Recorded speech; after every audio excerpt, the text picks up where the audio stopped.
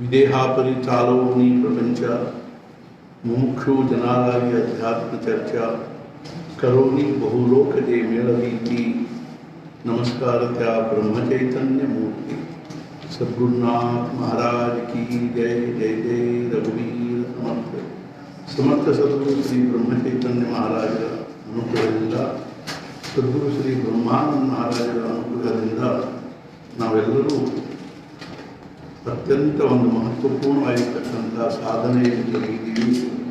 ಅದೇನು ಅಂದರೆ ಸ್ವಾಧ್ಯಾಯ. ಪಾರಮಾರ್ಥಕ್ಕೆ ಮೂರು ಸಾಧನ ಸತ್ಸಂಗತಿ. ಸತ್ಸಂಗತಿಯಿಂದಲೇ ಜೀವನದಲ್ಲಿ ಕ್ರಾಂತಿಯಾಗೋದು. ಅಂಥ ಒಂದು ಸತ್ಸಂಗತಿಯಲ್ಲಿ ನಾವೆಲ್ಲರೂ ತೊಡಗಿದ್ದೀವಿ. ಸತ್ಸಂಗತಿಯಲ್ಲಿ 3 ಪ್ರಕಾರ. ಮೊದಲನೇದಾಗಿ ಸತ್ಪುರುಷರ ಸಹವಾಸದಲ್ಲಿ ಇರೋದು, ಅರ್ಥಾತ್ ಸತ್ಪುರುಷರ ಸಾನ್ನಿಧ್ಯದಲ್ಲಿದ್ದುಕೊಂಡು ಅವ್ರು ಏನು ಹೇಳ್ತಾರೋ ಅದನ್ನು ಅಕ್ಷರಶಃ ನಾವು ಪಾಲನೆ ಮಾಡಿಕೊಂಡಿರೋದು ಮೊದಲನೇ ಸತ್ಸಂಗ. ಅದು ನಮಗೆಲ್ಲರಿಗೂ ಶಕ್ಯವಾಗದೇ ಇದ್ದರೆ ಸತ್ಪುರುಷರ ಒಂದು ದಿವ್ಯವಾಗಿರ್ತಕ್ಕಂಥ ವಿಚಾರಗಳನ್ನು ನಾವು ಮೇಲಿನ ಮೇಲೆ ಓದಬೇಕು, ಹೇಳಬೇಕು ಮತ್ತು ಅವುಗಳನ್ನು ಮನನ ಮಾಡಬೇಕು. ಇದು ಎರಡನೇದು. ಇದು ಶಕ್ಯವಾಗದೇ ಇದ್ದಾಗ ನಾಮಸ್ಮರಣೆ ಮಾಡಬೇಕು. ಮುಖ್ಯವಾಗಿ ಈ ಮೂರನ್ನೂ ನಾವು ನಮ್ಮ ಜೀವನದಲ್ಲಿ ಅಳವಡಿಸಿಕೊಳ್ಳಿ ಪ್ರಯತ್ನ ಮಾಡಬೇಕು. ಆ ದೃಷ್ಟಿಯಿಂದ ನಾವು ನಿಜವಾಗಿಯೂ ಸದ್ಗುರುಗಳ ಒಂದು ಅನುಗ್ರಹದಿಂದ ನಮಗೆ ಅಂಥ ಒಂದು ಭಾಗ್ಯ ಪ್ರಾಪ್ತವಾಗಿದೆ ಅಂತ ಹೇಳಷ್ಟು ನಮಗೆ ಇದು ಅನಿಸೋದಿಲ್ಲ, ಅರ್ಥಾತ್ ಅಂದರೆ ಸಂಶಯ ಅನಿಸೋದಿಲ್ಲ. ಮೊದಲನೇದಾಗಿ ಮಹಾರಾಜರ ಅನುಗ್ರಹದಿಂದ ನಾಮಸ್ಮರಣೆ ಮಾಡ್ತಾ ಇದ್ದೀವಿ. ಎರಡನೇದಾಗಿ ಈ ಒಂದು ಸ್ವಾಧ್ಯಾಯಂತಾಗಲಿ ಅಥವಾ ಸತ್ಪುರುಷರ ವಿಚಾರಗಳನ್ನು ಶ್ರವಣ ಮಾಡ್ತಕ್ಕಂಥ ಅವಕಾಶವೂ ನಮಗೆ ಪ್ರಾಪ್ತ ಆಗ್ತಾ ಇದೆ. ಅದೇ ರೀತಿಯಾಗಿ ಸತ್ಪುರುಷರ ಸಾನ್ನಿಧ್ಯದಲ್ಲಿ ನಾವು ಹೆಬ್ಬಳ್ಳಿಗೆ ಸದ್ಗುರುಗಳ ದಿವ್ಯ ಸಾನ್ನಿಧ್ಯಕ್ಕೆ ಬರ್ತೀವಿ. ಅವ್ರ ಸಾನ್ನಿಧ್ಯದಲ್ಲಿ ಸ್ವಲ್ಪ ಸಮಯವಾದರೂ ನಾವು ಇರ್ತೀವಿ. ಅದು ಸಹಿತ ಬಹಳ ದೊಡ್ಡ ಸತ್ಸಂಗ. ಈಗ ನಾವು ಮುಖ್ಯವಾಗಿ ಈ ಒಂದು ಸ್ವಾಧ್ಯಾಯದ ಒಂದು ಸಂದರ್ಭದಲ್ಲಿ ಅಂತರ್ಯಾತ್ರೆ ಅನ್ನುವಂಥ ಪುಸ್ತಕವನ್ನು ನಾವು ಬಹುಶಃ ಇವತ್ತು ಮುಗಿಬಹುದು. ಅದಾದ ಮೇಲೆ ಈ ಅಂತರ್ಯಾತ್ರೆಗೆ ಅತ್ಯಂತ ಪೂರಕವಾಗಿರ್ತಕ್ಕಂಥದ್ದು ಮತ್ತು ಈ ಅಂತರ್ಯಾತ್ರೆ ಅನ್ನುವಂಥ ಸಾಧನೆಯ ಪ್ರಾಣ ಆಗಿರ್ತಕ್ಕಂಥದ್ದು ಏನು ಅಂದರೆ ಭಗವಂತನ ಅನುಸಂಧಾನ ಅನ್ನುವಂಥದ್ದು ಅತ್ಯಂತ ಮಹತ್ವಪೂರ್ಣವಾಗಿರ್ತಕ್ಕಂಥದ್ದು. ಪ್ರಪಂಚದಲ್ಲಿ ಎಷ್ಟು ಭಗವತ್ ಪ್ರಾಪ್ತಿಯ ಸಾಧನೆಗಳಂಥವನ್ನು ಆ ಎಲ್ಲ ಸಾಧನೆಗಳ ಪರ್ಯವಸಾನ ಕೊನೆಗೆ ಎದರೊಳಗಾಗ್ತಂದರೆ ಅನುಸಂಧಾನದಲ್ಲಿ ಆಗ್ತದೆ. ಆದ್ದರಿಂದ ಅನುಸಂಧಾನ ಅನ್ನೋದೇ ಏನು ಅಂದರೆ ಭಗವಂತನ ಅರ್ಥಾತ್ ಏನು ಅಂದರೆ ಪ್ರಾಪ್ತಿಯ ಸಾನ್ನಿಧ್ಯದ ಒಂದು ಗರ್ಭಗುಡಿಯ ಒಂದು ಭಾಗವಿರ್ತಾರೆ. ಆ ಅನುಸಂಧಾನದ ಮೂಲಕವಾಗಿಯೇ ನಾವು ಗರ್ಭಗುಡಿಯ ಪ್ರವೇಶ ಮಾಡಬೇಕಾಗ್ತದೆ. ಅಂಥ ಒಂದು ಅನುಸಂಧಾನದ ಒಂದು ವಿಚಾರವಾಗಿ ನಾವು ಶ್ರವಣ ಮಾಡೋಣ. ಅರ್ಥಾತ್ ಏನು ಅಂದರೆ ಈ ಒಂದು ಕೊರೋನಾ ಏನದನ್ನು ಇದು ನಮಗೆ ಪ್ರಪಂಚ ದೃಷ್ಟಿಯಲ್ಲಿ ಬಹಳ ಘಾತಕವಾಗಿರ್ತಕ್ಕಂಥದ್ದೇನೋ ನಿಜ. ಆದರೆ ನಾವು ಅದನ್ನು ಸದುಪಯೋಗ ಮಾಡ್ಕೋಬೇಕಾದ್ರೆ ನಮ್ಮ ಕರ್ತವ್ಯ ಮತ್ತು ನಮ್ಮ ಒಂದು ವಿವೇಕ. ಆ ದೃಷ್ಟಿಯಿಂದ ನಾವು ಅದನ್ನು ಸದುಪಯೋಗ ಮಾಡ್ಕೋಬೇಕು ಅನ್ನುವಂಥ ದೃಷ್ಟಿಯಿಂದಲೇ ಇವೆಲ್ಲ ವಿಚಾರಗಳು ತೊಡಗಿದ್ದೀವಿ ಸಾಧನೆಯಲ್ಲಿ. ಆದ್ದರಿಂದ ಈಗ ನಾನು ಆ ಒಂದು ಅಂತರ್ಯಾತ್ರೆ ಅನ್ನೋ ಪುಸ್ತಕದ 26ನೇ ಅಧ್ಯಾಯವನ್ನು ನಾನು ಓದ್ತೀನಿ. ಎಲ್ಲರೂ ನಾವು ಅದನ್ನು ಶ್ರವಣ ಮಾಡಬೇಕು ಅಂತ ತಿಳ್ಕೊಂಡು ಪ್ರಾರ್ಥನೆ ಮಾಡ್ತಾ ಶ್ರೀರಾಮ ಸಮರ್ಥ ಅಧ್ಯಾಯ 26 ಅನುಸಂಧಾನ ಹಾಗೂ ಸದ್ಗುರು.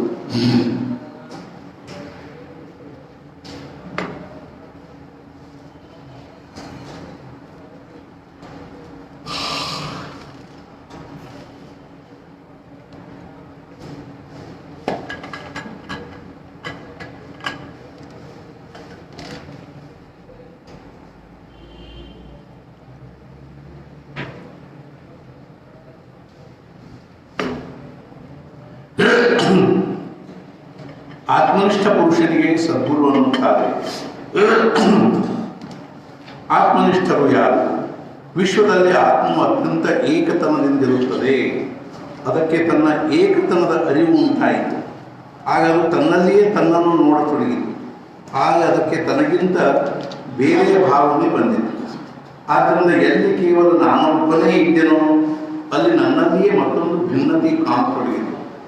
ಆ ಎರಡನೇದನ್ನು ಮತ್ತೆ ಆತ್ಮಸ್ವರೂಪದಲ್ಲಿ ಲೀನಗೊಳಿಸಿ ಆತ್ಮನಿಷ್ಠನು. ಆತ್ಮನಿಷ್ಠನಾಗುವುದೆಂದರೆ ಸ್ವಸ್ವರೂಪಕ್ಕಿಂತ ಅಥವಾ ಭಗವಂತನಿಗಿಂತ ಬೇರೆ ಏನೂ ಇಲ್ಲ ಎಂಬ ಅನುಭವ ಬರುವುದು. ಆತ್ಮನಿಷ್ಠ ಪುರುಷನಿಗೆ ಹೃದಯದಲ್ಲಿ ಭಗವಂತನ ಅರಿವನ್ನು ಅತ್ಯಂತ ಜೀವಂತತನದಲ್ಲಿ ಹಾಗೂ ಅಷ್ಟೇ ಸಹಜವಾಗಿಟ್ಟುಕೊಳ್ಳಲು ಬರುತ್ತದೆ. ಯಾರು ತನ್ನನ್ನು ತಾನು ದೇಹದಲ್ಲಿ ಸಂಪೂರ್ಣ ತಾದಾತ್ಮ್ಯಗೊಳಿಸುತ್ತಾನೋ ಅವನು ದೇಹನಿಷ್ಠನು. ಅದರಂತೆ ಯಾರು ತನ್ನನ್ನು ತಾನು ಸ್ವಸ್ವರೂಪಾನುಸಂಧಾನದಿಂದ ಭಗವಂತನಲ್ಲಿ ಸಂಪೂರ್ಣ ತಾದಾತ್ಮ್ಯಗೊಳಿಸಿಕೊಳ್ಳುತ್ತಾನೋ ಅವನು ಆತ್ಮನಿಷ್ಠನಾಗುತ್ತಾನೆ. ಅನುಸಂಧಾನದಿಂದ ಜೀವದ ಅಹಂಭಾವವು ಕರಗಿ ಹೋಗುತ್ತದೆ ಹಾಗೂ ಜೀವವು ಭಗವಂತನಲ್ಲಿ ಸೇರಿ ಹೋಗುತ್ತದೆ. ಈ ಅವಸ್ಥೆಗೆ ತಲುಪಿದ ಮನುಷ್ಯನು ಪರಮಾನಂದದಿಂದ ತುಂಬಿ ಹೋಗುತ್ತಾನೆ. ಆದ್ದರಿಂದ ಅವನು ಆ ದಿವ್ಯ ಆನಂದದ ಅನುಭೂತಿಯನ್ನು ನಿರಂತರ ತನ್ನ ಸುತ್ತಲೂ ಹರಡುತ್ತಿರುತ್ತಾನೆ. ಅವನು ಜಗತ್ತಿಗೆ ಮುಕ್ತ ಹಸ್ತದಿಂದ ಆನಂದವನ್ನು ದಾನ ಮಾಡುತ್ತಾ ಬಾಳುತ್ತಾನೆ. ಜಗತ್ತಿನಲ್ಲಿಯ ಜೀವಿಗಳು ಆನಂದಕ್ಕಾಗಿ ಚಳಪಡಿಸುತ್ತವೆ. ಆ ಜೀವಿಗಳು ಅವನಿಂದ ಎಷ್ಟೇ ಆನಂದ ಪಡೆದುಕೊಂಡರೂ ಅವನ ಆನಂದವು ಕಡಿಮೆ ಆಗುವುದಿಲ್ಲ ಹಾಗೂ ಮುಗಿಯುವುದಿಲ್ಲ. ದೀಪವು ಒಂದು ಸಲ ಪ್ರಜ್ವಲಿತವಾಯಿತೆಂದರೆ ಅದರ ಪ್ರಕಾಶವನ್ನು ಯಾರು ಎಷ್ಟೇ ಪಡೆದುಕೊಂಡರೂ ಅದರಲ್ಲಿ ನ್ಯೂನತೆ ಉಂಟಾಗುವುದಿಲ್ಲ. ಆತ್ಮನಿಷ್ಠ ಸದ್ಗುರುಗಳ ಅವಸ್ಥೆಯು ಇದೇ ರೀತಿಯಾಗಿರುತ್ತದೆ. ಜಗತ್ತಿನಲ್ಲಿ ದುಃಖವಿರುತ್ತದೆ, ಆದರೆ ಅದು ಯಾರಿಗೂ ಬೇಡವಾಗಿರುತ್ತದೆ. ತಮ್ಮ ಕಡೆಗೆ ಬರುವ ದುಃಖಿಗೆ ಸ್ವಲ್ಪಾದರೂ ಭಗವಂತನ ಆನಂದದ ಅನುಭವವನ್ನು ಪಟ್ಟು ಸ್ವಲ್ಪ ಸಮಯವಾದರೂ ದುಃಖದ ವಿಸ್ಮರಣೆಯನ್ನು ಮಾಡುವುದೇ ಸದ್ಗುರುಗಳ ಸಮಾಜ ಕಲ್ಯಾಣ ಹಾಗೂ ಜಗತ್ ಕಲ್ಯಾಣದ ಕಾರ್ಯ.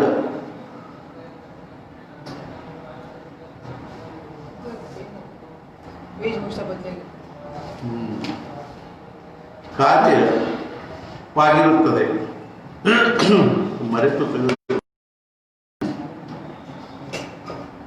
ಕಾರ್ಯವಾಗಿರುತ್ತದೆ. ಯಾವುದೇ ಕಾಲಖಂಡದಲ್ಲಿ ಆತ್ಮನಿಷ್ಠ ಪುರುಷರು ದುರ್ಲಭರೇ ಆಗಿರುತ್ತಾರೆ. ಯೋಗಾಯೋಗದಿಂದಲೇ ಅವರ ಭೇಟಿಯಾಗುತ್ತದೆ. ಇಂಥ ಒಬ್ಬ ಸತ್ಪುರುಷರ ಭೇಟಿಯಾದರೆ ಮೊದಲು ಅವರ ಬಾಹ್ಯ ಜೀವನದ ಕಡೆಗೆ ಲಕ್ಷ್ಯ ಹೋಗುತ್ತದೆ. ಅವರ ಅಂತರಂಗದ ಅವಸ್ಥೆಯು ಮನವರಿಕೆಯಾಗಿ ಅವರ ವಿಷಯದಲ್ಲಿ ನಿಷ್ಠೆಯುಂಟಾಗುವುದು ಕಠಿಣವಿರುತ್ತದೆ. ಒಮ್ಮೆ ನಿಷ್ಠೆಯುಂಟಾದರೆ ಅದು ಕೊನೆಯವರೆಗೂ ಹಾಗೆಯೇ ಉಳಿಯುವುದು ಕಠಿಣವಾಗಿರುತ್ತದೆ. ಹೀಗಿದ್ದರೂ ಆತ್ಮನಿಷ್ಠ ಪುರುಷನ ಸ್ವಾಭಾವಿಕ ಸಹವಾಸದಿಂದ ಭಗವಂತನ ವಿಷಯದಲ್ಲಿ ಸುಪ್ತ ಜನರು ಜಾಗೃತರಾಗುತ್ತಾರೆ. ಮಾರ್ಗ ತಪ್ಪಿದ ಜನರು ಸನ್ಮಾರ್ಗದಲ್ಲಿ ಬರುತ್ತಾರೆ. ದುರ್ಬುದ್ಧಿಯುಳ್ಳವರು ಸದ್ಬುದ್ಧಿಯುಳ್ಳವರಾಗುತ್ತಾರೆ ಹಾಗೂ ಸಾಧಕದ ಅನುಸಂಧಾನದಲ್ಲಿ ದೃಢತೆ ಬರುತ್ತದೆ. ಆತ್ಮನಿಷ್ಠ ಸದ್ಗುರುಗಳೆಂದರೆ ನಡೆದಾಡುವ ಚಮತ್ಕಾರವಾಗಿರುತ್ತಾರೆ. ಅವರು ಸ್ವತಃ ಅಹಂಭಾವದಿಂದ ಸತ್ತಿರುವುದರಿಂದ ಅವರು ಏನೂ ಮಾಡುವುದಿಲ್ಲವಾದರೂ ಅವರಿಂದ ಅನೇಕ ಅಂತಃಕರಣಗಳು ಸ್ವಚ್ಛ ಮಾಡುವ ಕಾರ್ಯ ದೊಡ್ಡ ಕಾರ್ಯವಾಗುತ್ತದೆ. ಅವರ ಕರ್ತೃತ್ವವು ಶೂನ್ಯವಾಗಿರುವುದರಿಂದ ನಾನು ಮಾಡುವೆನೆಂಬ ವೃತ್ತಿಯೇ ನಿವೃತ್ತವಾಗಿರುತ್ತದೆ. ಅವರು ಮಾಡುವ ಭಾಷೆಯನ್ನು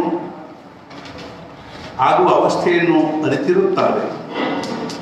ಅವರಿಗೆ ಕೇವಲ ಇಂದು ಹಾಗೂ ಈಗ ಭಗವಂತನ ಅನುಸಂಧಾನದಲ್ಲಿರುವ ಅಷ್ಟೇ ತಿಳಿದಿರುತ್ತದೆ. ಇದರಿಂದ ಭೂತಕಾಲದ ಭಾರ ಹಾಗೂ ಭವಿಷ್ಯದ ಚಿಂತೆ ಇವುಗಳ ಲವಲೇಶು ಅವರ ಜೀವನದಲ್ಲಿ ಕಂಡುಕೊಳ್ಳುವುದಿಲ್ಲ. ಅವರು ಉಪಕಾರ ಮಾಡುವುದಿಲ್ಲ, ಆದರೆ ಅವರು ಇರುತ್ತಾರೆ. ಆದ್ದರಿಂದ ಅವರ ಜೀವನವು ಪರೋಪಕಾರದ ರಾಶಿಯಿಂದ ತುಂಬಿ ಹೋಗುತ್ತದೆ. ಸದ್ಗುರುಗಳ ಭೇಟಿಯಾದ ದಿನದಿಂದಲೇ, ಅಂದರೆ ಅವರ ಪ್ರಥಮ ಭೇಟಿಯಲ್ಲಿಯೇ ನಾವು ಭಗವಂತನಿಗೆ ಸನ್ಮುಖರಾಗುತ್ತೇವೆ. ನಮ್ಮ ಅನುಸಂಧಾನದ ಮಾರ್ಗವು ನಿಶ್ಚಿತವಾಗುತ್ತದೆ. ಬಹಳ ಕಡಿಮೆ ಜನರಿಗೆ ಅದರ ಅರಿವು ಉಂಟಾಗುತ್ತದೆ ಹಾಗೂ ಅದು ಸ್ಥಿರವಾಗಿ ಉಳಿಯುತ್ತದೆ. ಭಗವಂತನ ಅನುಸಂಧಾನ ಕಾಯ್ದುಕೊಳ್ಳುವ ಕಲೆಯನ್ನು ಕಲಿಸುವುದು ಹಾಗೂ ಆ ಕಲೆಯನ್ನು ಕರಗತಗೊಳಿಸಿಕೊಳ್ಳಲು ಬೇಕಾಗುವ ಶಕ್ತಿಯನ್ನು ಒದಗಿಸುವುದೇ ಸದ್ಗುರುಗಳ ನಿಜವಾದ ಕಾರ್ಯವಾಗಿರುತ್ತದೆ. ಸದ್ಗುರುಗಳು ತೋರಿಸಿದ ಮಾರ್ಗದಲ್ಲಿ ಸಾಧಕನಿಗೆ ಅತ್ಯಂತ ಸ್ವಾಭಾವಿಕವಾಗಿಯೇ ಲಯ ಹತ್ತುತ್ತದೆ. ನಮ್ಮ ಅನುಸಂಧಾನದ ಅಭ್ಯಾಸದಲ್ಲಿ ಮನಸ್ಸು ರಮಿಸುವುದು, ಅದರಲ್ಲಿ ರಸ ಉತ್ಪನ್ನವಾಗಿ ಸ್ವತಃ ವಿಸ್ಮರಣೆಯಾಗುವುದು ಹಾಗೂ ಭಗವಂತನ ಸಾನ್ನಿಧ್ಯದ ಅರಿವಾಗುವುದೇ ಸದ್ಗುರುಗಳು ನಮ್ಮೊಂದಿಗೆ ಇರುವುದರ ಪ್ರತ್ಯಕ್ಷ ಗುರುತಾಗಿರುತ್ತದೆ. ಇದರಲ್ಲಿಯೇ ಸದ್ಗುರು ಕೃಪೆಯ ನಿಜವಾದ ಅನುಭವ ಬರುತ್ತದೆ. ಸದ್ಗುರುಗಳು ತೋರಿಸಿಕೊಟ್ಟ ಪದ್ಧತಿಯಿಂದ ವರ್ಷಗಟ್ಟಲೆ ಅನುಸಂಧಾನದ ಅಭ್ಯಾಸ ಮಾಡಲು ಉತ್ತಮ ಮನೋಬಲ ಬೇಕಾಗುತ್ತದೆ. ಇಂಥ ಮನೋಬಲವು ಸದ್ಗುರುಗಳ ಸ್ಮರಣೆಯಿಂದ ಹಾಗೂ ಪ್ರಾರ್ಥನೆಯಿಂದ ಪ್ರಾಪ್ತವಾಗುತ್ತದೆ. ಸದ್ಗುರುಗಳ ಹತ್ತಿರವಿರುವ ಆತ್ಮಬಲವು ಶಿಷ್ಯನ ಸಾಧನೆಯಲ್ಲಿ ಸಂಕ್ರಮಿತವಾಗಲು ಶರಣಾಗತ ಭಾವನೆಯಿಂದ ಮಾಡಿದ ಪ್ರಾರ್ಥನೆಯೇ ರಾಜಮಾರ್ಗವಾಗಿರುತ್ತದೆ. ಅಭ್ಯಾಸಕ್ಕೆ ಪ್ರಾರ್ಥನೆ ಜೋಡು ಕೊಡುವುದರಿಂದ ಅನುಸಂಧಾನದಲ್ಲಿ ಸಹಜವಾದ ಸ್ಥೈರ್ಯ ಬರುತ್ತದೆ. ಜಾನಕಿ ಜೀವನ ಸ್ಮರಣ ಜೈ ಜೈ ರಾಮ್. ಶ್ರೀರಾಮ ಸಮರ್ಥ. ನಾಮದ ಮೂಜು ಹೇಗೆ ಇರುತ್ತದೆ ಅಂದರೆ ನಾಮದಲ್ಲಿ ಮನಸ್ಸನ್ನು ತಿರುವು ಮುರು ಮಾಡಲಾಗುತ್ತದೆ. ಮನವೇ ನಾಮ ಆಗುತ್ತದೆ. ಅಧ್ಯಾಯ 27 ಅನುಸಂಧಾನ ಹಾಗೂ ಪ್ರಪಂಚ. ಪ್ರಪಂಚ ಹಾಗೂ ವ್ಯವಹಾರ ಒಂದೆಡೆ ಇರುತ್ತವೆ ಹಾಗೂ ಎರಡಕ್ಕೂ ಸ್ವಾರ್ಥದಿಂದಲೇ ಪ್ರಯೋಜನ ಸಿಗುತ್ತದೆ. ವ್ಯವಹಾರವು ಕರ್ಮಮಯವಾಗಿರುತ್ತದೆ ಹಾಗೂ ಫಲದ ಕಡೆಗೆ ಲಕ್ಷ್ಯವಿಟ್ಟೇ ಅಂದರೆ ಫಲಕ್ಕಾಗಿಯೇ ಕರ್ಮ ಮಾಡಲ್ಪಡುತ್ತದೆ. ನಾನು ಹಾಗೂ ನನ್ನದೆಂಬ ಭಾವನೆ ಇಲ್ಲದ ಹೊರತು ಪ್ರಪಂಚವಾದವು ಶಕ್ಯವಿಲ್ಲ. ಅಂದರೆ ಅಹಂಭಾವ ಅಥವಾ ಕರ್ತೃತ್ವದ ಅಭಿಮಾನ ಹಾಗೂ ಸುಖಭೋಗದ ಅಪೇಕ್ಷೆ ಪ್ರಪಂಚದಲ್ಲಿ ಅನಿವಾರ್ಯವಾಗಿರುತ್ತದೆ. ಆದ್ದರಿಂದ ಸ್ವಾರ್ಥವೇ ಪ್ರಪಂಚದ ಪಾರ್ಶ್ವಭೂಮಿಯಾಗಿರುತ್ತದೆ. ಸ್ವದ ಪ್ರಯೋಜನವೇ ಸ್ವಾರ್ಥ. ಸ್ವ ಅಂದರೆ ನಾನು ಸ್ವತಃ ಹಾಗೂ ಅರ್ಥವೆಂದರೆ ಪ್ರಯೋಜನ ಧ್ಯೇಯ. ಸ್ವಾರ್ಥವೆಂದರೆ ನನ್ನ ಸ್ವತಃ ಹಿತ ಕಲ್ಯಾಣ ಅಥವಾ ಮಂಗಲ. ಸಾಮಾನ್ಯ ಮನುಷ್ಯನು ತನ್ನ ದೇಹಕ್ಕೆ ಸ್ವ ಅಥವಾ ತಾನು ಎಂದು ತಿಳಿಯುತ್ತಾನೆ. ಪ್ರತಿಯೊಬ್ಬರ ದೇಹವು ಭಿನ್ನವಾಗಿರುವುದರಿಂದ ಅವರವರ ಸ್ವಾರ್ಥವು ಭಿನ್ನವಾಗಿರುತ್ತದೆ. ವ್ಯವಹಾರದಲ್ಲಿ ನಮಗೆ ಅನೇಕ ಜನರೊಂದಿಗೆ ಸಂಬಂಧ ಬರುತ್ತದೆ. ನಾವು ನಮ್ಮ ದೇಹವನ್ನೇ ಸರ್ವಸ್ವಿ ನಿಜವೆಂದು ತಿಳಿಯುವುದರಿಂದ ನಮ್ಮ ಸ್ವಾರ್ಥವು ದೇಹದ ಮಟ್ಟಿಗೆ ಸಂಕುಚಿತವಾಗಿರುತ್ತದೆ. ಅದರಂತೆ ನಮ್ಮೊಂದಿಗೆ ಸಂಬಂಧ ಬರುವ ಮನುಷ್ಯನೂ ಕೂಡ ತನ್ನ ದೇಹವೇ ನಿಜವೆಂದು ತಿಳಿಯುವುದರಿಂದ ಅವನ ಸ್ವಾರ್ಥವು ದೇಹದ ಮಟ್ಟಿಗೆ ಸಂಕುಚಿತವಾಗಿರುತ್ತದೆ. ಇದರ ಸ್ವಾಭಾವಿಕ ಪರಿಣಾಮವೇನೆಂದರೆ ಪ್ರತಿಯೊಬ್ಬನಿಗೂ ತನ್ನ ಸ್ವಾರ್ಥ ಸಾಧಿಸುವ ಪ್ರಯತ್ನದಲ್ಲಿ ಮತ್ತೊಬ್ಬರ ಸ್ವಾರ್ಥದೊಂದಿಗೆ ಸಂಬಂಧ ಉಂಟಾಗುತ್ತದೆ. ಮನುಷ್ಯ ಜೀವನದಲ್ಲಿ ಪರಸ್ಪರ ಸ್ವಾರ್ಥಪೂರ್ಣ ಸಂಬಂಧದಿಂದಲೇ ಹೆಚ್ಚು ಕಡಿಮೆ ಸಂಘರ್ಷ ನಿರ್ಮಾಣವಾಗುತ್ತದೆ. ನನ್ನ ಸ್ವಾರ್ಥ ಹಾಗೂ ಎರಡನೆಯವರ ಸ್ವಾರ್ಥ ಅಂದರೆ ಪದಾರ್ಥ, ಇವುಗಳಲ್ಲಿ ವಿರೋಧವು ವಿಸಂವಾದಕ್ಕೆ ಕಾರಣವಾಗುತ್ತದೆ ಹಾಗೂ ಮಾನಸಿಕ ಒತ್ತಡ ನಿರ್ಮಾಣ ಮಾಡುತ್ತದೆ. ಸಂತರ ಅನುಭವವೇನೆಂದರೆ ಹೃದಯದಲ್ಲಿ ನಿವಾಸ ಮಾಡಿರುವ ಭಗವಂತನು ನಮ್ಮ ನಿಜವಾದ ಸ್ವ ಆಗಿರುತ್ತಾನೆ. ಭಗವಂತನು ಎಲ್ಲರ ಸಲುವಾಗಿರುತ್ತಾನೆ. ಎಲ್ಲರನ್ನು ಸಮಭಾವನೆಯಿಂದ ಧಾರಣೆ ಮಾಡುತ್ತಾನೆ. ಸರ್ವಾಂತರ್ಯಾಮಿಯಾದ ಭಗವಂತನು ನನ್ನ ಹೃದಯದಲ್ಲಿ ವಿರಾಜಿಸುವಷ್ಟೇ ಆತ್ಮೀಯತೆಯಿಂದ ಪ್ರತಿಯೊಬ್ಬರ ಹೃದಯದಲ್ಲಿ ವಿರಾಜಿಸುತ್ತಾನೆ. ನನ್ನಲ್ಲಿರುವ ಭಗವಂತನು ಹಾಗೂ ಮತ್ತೊಬ್ಬರಲ್ಲಿರುವ ಭಗವಂತನು ಪರಮಾತ್ಮ ಭಾವದಿಂದ ಒಂದೇ ಸ್ವರೂಪವಾಗಿರುತ್ತಾನೆ. ಭಗವಂತನ ದೃಷ್ಟಿಯಿಂದ ಎಲ್ಲ ಮನುಷ್ಯರ ಸ್ವರೂಪ ಧಾರಣೆ ಅಥವಾ ಸ್ವಭಾವ ಒಂದೇ ಆಗಿರುತ್ತದೆ. ಅಂದರೆ ಪ್ರತಿಯೊಬ್ಬರ ಸ್ವಾರ್ಥವು ಭಗವಂತನೇ ಆಗಿರುತ್ತಾನೆ. ಹೃದಯಸ್ಥ ಭಗವಂತನ ದರ್ಶನವೇ ಪ್ರತಿಯೊಬ್ಬ ಮನುಷ್ಯನ ಸ್ವಾರ್ಥವಾಗಿರುತ್ತದೆ. ಅದೇ ನಿಜವಾದ ಹಿತ, ಅಂತಿಮ ಕಲ್ಯಾಣ ಹಾಗೂ ಪರಮ ಮಂಗಲವಾಗಿರುತ್ತದೆ. ಈ ದೃಷ್ಟಿಯಿಂದ ಆತ್ಮಸಾಕ್ಷಾತ್ಕಾರಿ ಸಂತರೇ ನಿಜವಾದ ಸ್ವಾರ್ಥಿಗಳಾಗಿರುತ್ತಾರೆ. ಭಗವಂತನ ದರ್ಶನದ ಸ್ವಾರ್ಥ ಸಾಧಿಸುವ ಪ್ರಯತ್ನದಲ್ಲಿರುವ ಮನುಷ್ಯರಿಗೆ ಎರಡನೆಯವರ ಸ್ವಾರ್ಥದೊಂದಿಗೆ ಸಂಘರ್ಷ ಉಂಟಾಗುವುದಿಲ್ಲ. ಭಗವಂತನ ನಾದಕ್ಕೆ ಬಿದ್ದ ಮನುಷ್ಯನ ಕೈಯಿಂದ ಎರಡನೆಯವರ ಅಕಲ್ಯಾಣವಾಗಲು ಶಕ್ಯವೇ ಇಲ್ಲ. ಏಕೆಂದರೆ ಯಾವುದು ನನಗೆ ಕಲ್ಯಾಣಕಾರಕವೋ ಅದೇ ಸರ್ವರಿಗೂ ಕಲ್ಯಾಣಕಾರಕವಾಗಿರುತ್ತದೆ ಹಾಗೂ ಯಾವುದು ಎರಡನೆಯವರ ಕಲ್ಯಾಣಕಾರಕವಲ್ಲವೋ ಅದು ನನ್ನ ಕಲ್ಯಾಣದ್ದು ಆಗಲು ಶಕ್ಯವೇ ಇಲ್ಲ. ಭಗವಂತನು ಸರ್ವ ಪ್ರಾಣಿಗಳ ಹೃದಯದಲ್ಲಿ ವಾಸಿಸುತ್ತಾನೆ. ಅವನು ಪಂಚಕೋಶಗಳಲ್ಲಿ ವ್ಯಾಪಿಸಿಬಿಟ್ಟಿರುತ್ತಾನೆ. ಪ್ರತಿಯೊಬ್ಬರ ಪಂಚಕೋಶಗಳು ಭಿನ್ನವಾಗಿರುವುದರಿಂದ ಪ್ರತಿಯೊಬ್ಬ ವ್ಯಕ್ತಿಯು ಭಿನ್ನವೆನಿಸುತ್ತಾನೆ. ಭಗವಂತನ ಅನುಸಂಧಾನದಲ್ಲಿರುವ ಮನುಷ್ಯನು ಪಂಚಕೋಶಗಳ ಆಚೆಗೆ ಹೋಗುತ್ತಾನೆ. ಅಲ್ಲಿ ಅವನು ತನ್ನ ಸ್ವತಃದ ಕಲ್ಯಾಣ ಮಾಡಿಕೊಳ್ಳುತ್ತಾನೇನೂ ನಿಜ. ಆದರೆ ಆ ಪ್ರಕ್ರಿಯೆಯಲ್ಲಿ ಅವನು ಎರಡನೆಯವರ ಕಲ್ಯಾಣ ಮಾಡುತ್ತಾನೆ. ಅವನು ಕಲ್ಯಾಣ ಮಾಡುತ್ತಾನೆ ಎನ್ನುವುದಕ್ಕಿಂತಲೂ ಅವನ ಕೈಯಿಂದ ಪದಾರ್ಥವು ಸಹಜವಾಗಿ ಸಾಧಿಸುತ್ತದೆ. ಭಗವಂತನವನಾಗುವುದರಲ್ಲಿಯೇ ನನ್ನ ಕಲ್ಯಾಣವಿರುತ್ತದೆ ಎಂದು ತಿಳಿದು ಪ್ರಪಂಚದಲ್ಲಿ ಭಗವಂತನ ಅನುಸಂಧಾನದೊಂದಿಗೆ ವ್ಯವಹರಿಸುವ ಮನುಷ್ಯನು ನಿಸ್ವಾರ್ಥಿಯಾಗುತ್ತಾನೆ. ಅವನು ಕೇವಲ ತನ್ನ ಮಟ್ಟಿಗೆ ಉಳಿಯುವುದಿಲ್ಲ. ಅವನ ಜೀವನದಲ್ಲಿ ಸಂಕುಚಿತ ಭಾವ ಉಳಿಯುವುದಿಲ್ಲ. ಭಗವಂತನನ್ನು ಮರೆತು ನಾನು ನನ್ನನ್ನು ಬೇರೆ ಎಂದು ತಿಳಿದಾಗ ಎರಡನೇ ನಾನು ಮುಂದೆ ಬರುತ್ತದೆ. ಈ ಎರಡನೇ ನಾನು ಅಂದರೆ ಪ್ರಪಂಚ ಹಾಗೂ ದೃಶ್ಯದೊಂದಿಗೆ ಇರುವ ವ್ಯವಹಾರ. ಪ್ರಪಂಚದಲ್ಲಿ ಸ್ವಾರ್ಥ ಹಾಗೂ ಪರಾರ್ಥವೆಂಬ ದ್ವೈತವಿರುತ್ತದೆ. ಸ್ವಾರ್ಥಕ್ಕೆ ವಿರುದ್ಧವಾಗಿ ಪದಾರ್ಥವಿರುತ್ತದೆ. ಆದರೆ ಭಗವಂತನ ಅನುಸಂಧಾನ ಸಾಧಿಸಿದ ಮನುಷ್ಯನ ಪ್ರಪಂಚದ ಹಾಗೂ ಜಗತ್ತಿನ ಕಡೆಗೆ ನೋಡುವ ದೃಷ್ಟಿಯೇ ಬದಲಾಗುತ್ತದೆ. ಅವನಿಗೆ ನಾವೆಲ್ಲರೂ ಒಬ್ಬನೇ ಭಗವಂತನವರಿರುತ್ತೇವೆ ಎಂದು ಅನಿಸುತ್ತದೆ. ಆ ಭಗವಂತನು ಸರ್ವವ್ಯಾಪಿಯಾಗಿರುತ್ತಾನೆ. ನಾವು ಆ ಭಗವಂತನವರಾಗುವುದರಲ್ಲಿ ಇರುವ ಕಲ್ಯಾಣದಲ್ಲಿಯೇ ಸರ್ವರ ಕಲ್ಯಾಣವನ್ನು ಸಹಜವಾಗಿ ಸಾಧಿಸುತ್ತದೆ. ಭಗವಂತನ ಅನುಸಂಧಾನದಿಂದ ಸ್ವಾರ್ಥಿಯಾದ ನಾನು ಮಾತ್ರ ಇಲ್ಲದಂತಾಗುತ್ತದೆ. ಅದರೊಂದಿಗೆ ಸ್ವಾರ್ಥ ಹಾಗೂ ಪರಾರ್ಥದಲ್ಲಿಯ ದ್ವೈತವು ಇಲ್ಲದಂತಾಗುತ್ತದೆ. ಅಲ್ಲಿ ಕೇವಲ ಪರಮಾರ್ಥ ಮಾತ್ರ ಉಳಿಯುತ್ತದೆ. ಅದು ನಿಸ್ವಾರ್ಥಿ ಪ್ರಪಂಚದ ಮೂಲ ಪೀಠವಾಗಿರುತ್ತದೆ. ಜಾನಕಿ ಜೀವನ ಸ್ಮರಣ ಜಯ ಜಯ ರಾಮ್ ಶ್ರೀರಾಮ ಸಮರ್ಥ. ನಾಮದ ಅನುಭವ ಬೇಡುವುದೆಂದರೆ ಅದರ ಮೌಲ್ಯದ ಮತ್ತೊಂದು ವಸ್ತು ಇರುತ್ತದೆ ಎಂದು ತಿಳಿಯುವುದಾಗಿರುತ್ತದೆ. ಆದರೆ ನಾಮಕ್ಕೆ ಬೆಲೆ ಅಥವಾ ಬದಲಿನ ವಸ್ತು ಇರುವುದಿಲ್ಲ. ನಾಮವೆಂದರೆ ಭಗವಂತನೇ ಆಗಿರುತ್ತದೆ. ಶ್ರೀರಾಮ ಸಮರ್ಥ. ಅಧ್ಯಾಯ 27 ಅನುಸಂಧಾನ ಹಾಗೂ ಏಕಾಂತ. ನಾವು ಭಗವಂತನ ಶೋಧಾರ್ಥವಾಗಿ ಅಂತರಂಗದಲ್ಲಿ ನೋಡತೊಡಗಿದೆವೆಂದರೆ ಮೊದಲು ಅತ್ಯಂತ ಅಂಧಕಾರ ಕಾಣಿಸುತ್ತದೆ. ಆದರೆ ನಿರಾಶರಾಗದೆ ಹಾಗೂ ನಿರುತ್ಸಾಹಿಗಳಾಗದೆ ನೋಡುವ ಅಭ್ಯಾಸವನ್ನು ಮುಂದುವರಿಸಿದರೆ ಅಲ್ಲಿ ನಿಧಾನವಾಗಿ ಕಾಣಿಸುತ್ತದೆ. ಕಾಣಿಸತೊಡಗಿತೆಂದರೆ ನಮ್ಮ ಅಂತಃಕರಣವು ಹೊರಗಿನ ಜಗತ್ತಿನ ಪ್ರತಿಭೆಗಳಿಂದ ತುಂಬಿಕೊಂಡಿರುವುದೆಂದು ತಿಳಿದು ಬರುತ್ತದೆ. ವಸ್ತು, ವ್ಯಕ್ತಿ ಹಾಗೂ ಘಟನೆಗಳ ವಿಷಯದಲ್ಲಿಯ ಅನೇಕ ಕಲ್ಪನೆ, ಭಾವನೆ, ವಾಸನೆ, ಸಂಕಲ್ಪನೆ, ಸ್ಮೃತಿ, ವಿಕಾರ ಹಾಗೂ ವಿಚಾರಗಳಿಂದ ನಮ್ಮ ಅಂತರಂಗವು ತುಂಬಿರುತ್ತದೆ. ಹೃದಯಸ್ಥ ಭಗವಂತ ಹಾಗೂ ನಾವು ಇವುಗಳ ಮಧ್ಯದಲ್ಲಿ ಜಗತ್ತು ಅಡ್ಡ ಇರುವುದರಿಂದಲೇ ನಾವು ಭಗವಂತನವರಾಗಿ ಉಳಿದಿರುವುದಿಲ್ಲ ಹಾಗೂ ಭಗವಂತನವರಿಗೆ ತಲುಪಲು ಶಕ್ಯವಾಗುವುದಿಲ್ಲ. ಇಷ್ಟೇ ಅಲ್ಲದೆ ನಮ್ಮ ವರ್ತಮಾನ ಜೀವನದೊಂದಿಗೆ ಭಗವಂತನ ಸಂಬಂಧ ಇಲ್ಲದೇ ಇರುವುದರಿಂದ ನಾವು ಭಗವಂತನ ವಿಷಯದಲ್ಲಿ ನಿದ್ರೆ ಹೋಗಿರುತ್ತೇವೆ.